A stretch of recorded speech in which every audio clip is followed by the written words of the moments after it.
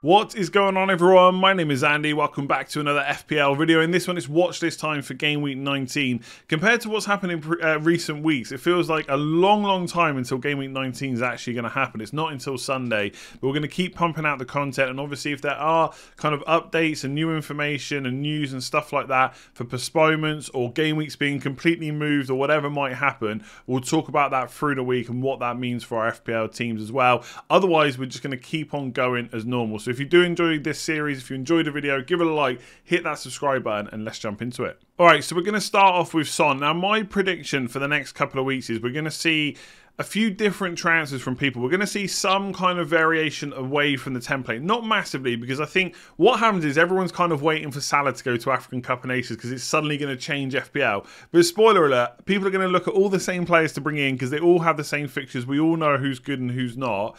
And we're all going to look at who the best captain is every single week outside of Salah anyway. But I do think because some people will be playing catch up on recent players that have done well, some people might have one free transfer, two wildcards, etc. We will see some differences over the next few weeks in how people play their transfers, how they structure their transfers. So to give you an example, right, this is my team right now. So Salah should be going to African Cup of Nations soon. So that's a lot of money to spend. It's a big player to be taken out of our team. Arsenal's fixtures aren't too bad, but they're not amazing. So I don't know how many more Arsenal players we want to bring in, although there are still some to add to the watch list. And obviously Chelsea fixtures as well get pretty poor. So there's definitely some movement to be made, right? So this isn't necessarily just for game week 19. This is kind of for over Christmas players to look at.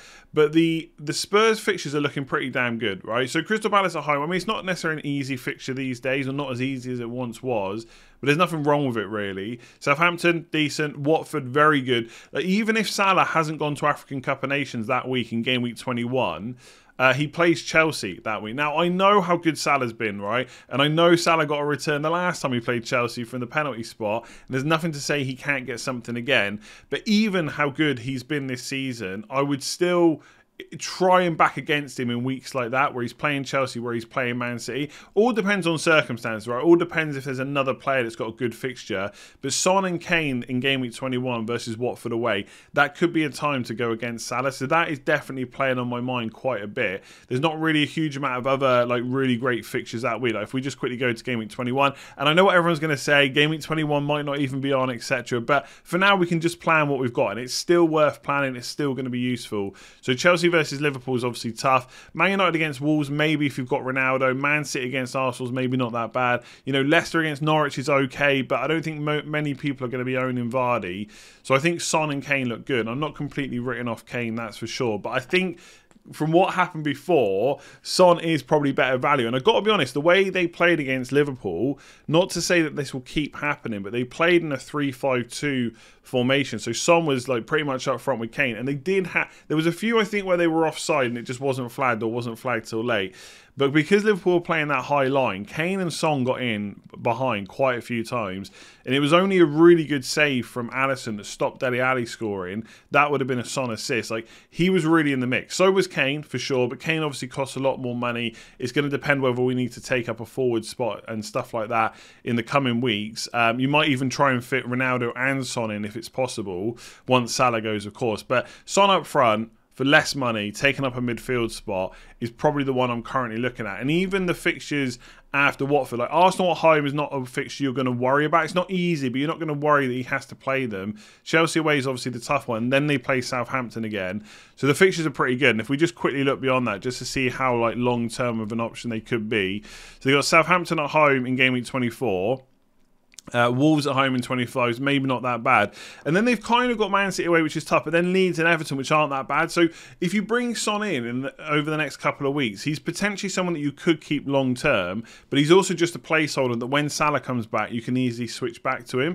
So I'm really tempted to get him at some point. Right now, I don't know exactly how that is, but depending on what happens over the next couple of weeks, African Cup of Nations, there's going to be a lot of money to spend when Salah goes. And it's not necessarily money that I want to spread all around the team, so it's really difficult to get Salah back. And Son just seems like the obvious replacement right now. I'm not going to be going to Bruno Fernandes or anything like that. So I think Son's the one. And I'm really tempted to captain him in game week 21. I know I'm looking ahead. I know things could get postponed. But that is the week I'll maybe want to go differential captain. All right, so Rafinha is probably someone I definitely need to start looking at getting in soon. I think I've got like a little bit of a buffer this week because he plays Liverpool away. Could absolutely get a return. That's just the kind of player he is. But it is going to be difficult, especially with all the injuries they've got. So I don't necessarily need to rush in to get him this week. But game week 20 possibly is the one where I move him. Now, it's going to depend on what player I take out. But I think we're actually in a situation right now where there's actually quite a few like £6 to £7 million midfielders that are really good value. Obviously, you've got the Arsenal midfielders that are doing really well right now. Rafinha too. Obviously, Man City midfielders. Foden's just missed out. Grealish has just missed out. Bernardo Silva's blanked twice in a row. Suddenly, they don't look quite so good. Although you'd expect most of the ones that missed out against Newcastle to be back in against Leicester. So Foden is going nowhere. And obviously, Jota is good, but they're not like really expensive midfielders. So Rafinha definitely fits in there. The fixtures are really good from game week 20, and I actually think there's a chance that he keeps penalties full time now. Like what happened last year was I think it was Click was on penalties and he missed, so Bamford took the next one, and it was basically a case of you keep them till you miss. But obviously he's been missing out, not missing penalties, but missing out through injury. Rafinha's taken 3 now this season and scored every single one. I've got a feeling he possibly keeps them when Bamford comes back until maybe Rafinha misses. So he could be the full-time penalty taker now. And obviously he's really good value anyway. His numbers, expected goals, expected assists, are slightly down from last year. But we know from last year he's got the quality to get plenty of goals, plenty of assists, and with penalties in his locker as well, that's a pretty nice combination to have. And the fixtures are great. And also, like we should say, like, obviously we know he's nailed. He's also a 90-minute man as well. And these are the kind of, you need at least some of these players. Like, it's all right having like the likes of Jota and Foden. And okay, sometimes they'll miss out, but when they don't miss out, they'll do really well.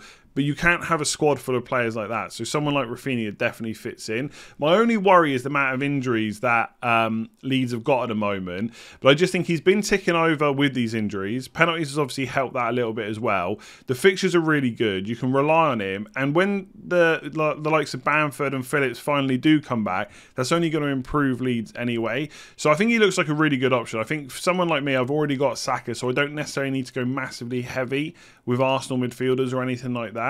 And obviously there's Bowen as well, could be an option. But Rafinha is just so solid. Obviously, I massively regret getting rid of him in the first place. I just think the fixtures coming up, there's no real reason to keep avoiding him. So as long as I've got a spare transfer soon, he's probably going to come in. All right, so I think we have to talk about Martinelli, right? 2 goals against Leeds, and I do think he is one of those players that Arsenal fans always want to see in the team. He can just never stay fit, and that is why he is possibly one of those players that's going to just constantly be on the watch list, but that never gets brought in. The thing I like about him is, I think right now he has got that place locked down. We had a debate on the stream last night about whether Smith Rowe is first choice still, and to me it seems pretty obvious that he's not.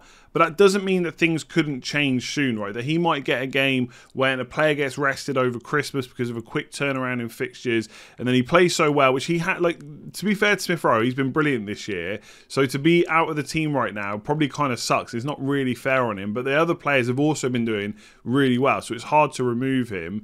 But right now, it does feel like Martinelli's got that place locked down. A few Arsenal fans seem to think that he could play up front instead of Lacazette, but I just think things are working so well right now. I don't really know why Arteta would change things around too much.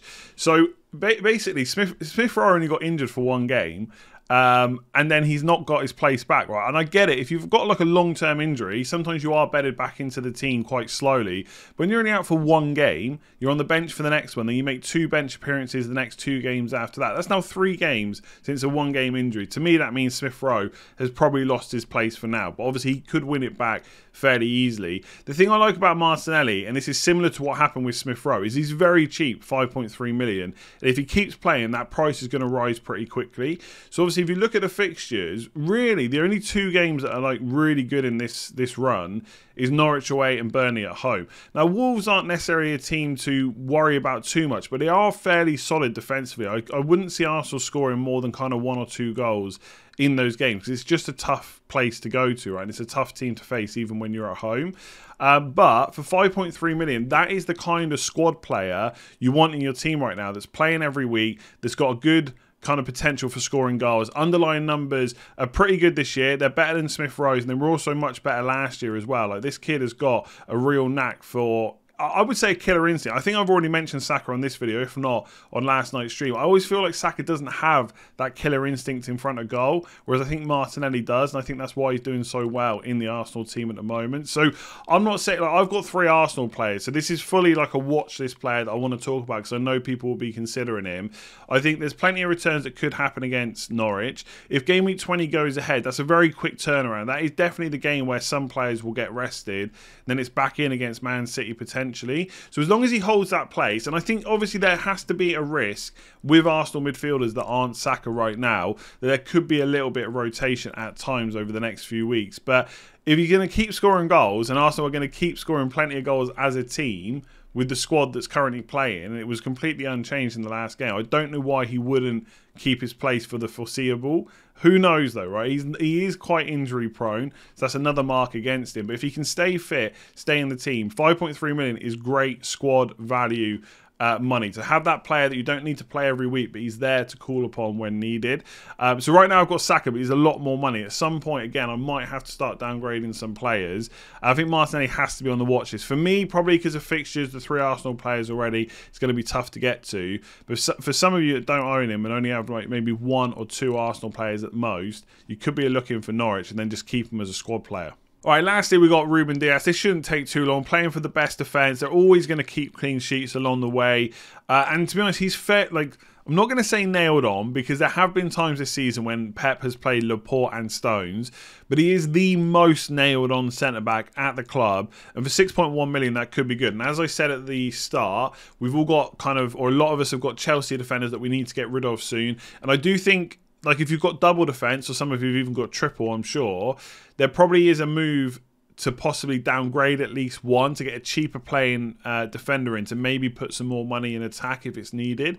But I think one of the moves will probably be, for me, one of James or Alonso straight to Ruben Dias. Now, interestingly, I always colour code the fixtures basically the same for every team, so that if you're playing Chelsea at home, it's a tough fixture for everyone. If you're playing Arsenal away, it's a fairly tough fixture for everyone. But this is Man City, right? We should remember that. The best defence in the league, the best team in the league probably, although obviously in attack, you've maybe got a little bit of debate with Liverpool at the moment. So you look at these fixtures and you think, could they control the game against Leicester? Could they control the game against Chelsea? I mean, against Chelsea in particular, that's obviously like part of the title fight. Whether Chelsea are really going to be in the title running, I've got my doubts, to be honest. I think it is just going to be between Man City and Liverpool again, but let's see. Either way, Chelsea aren't a team, I don't think, that are just going to go and attack Man City, so that could be a tight game between both of them, like neither wanting to lose.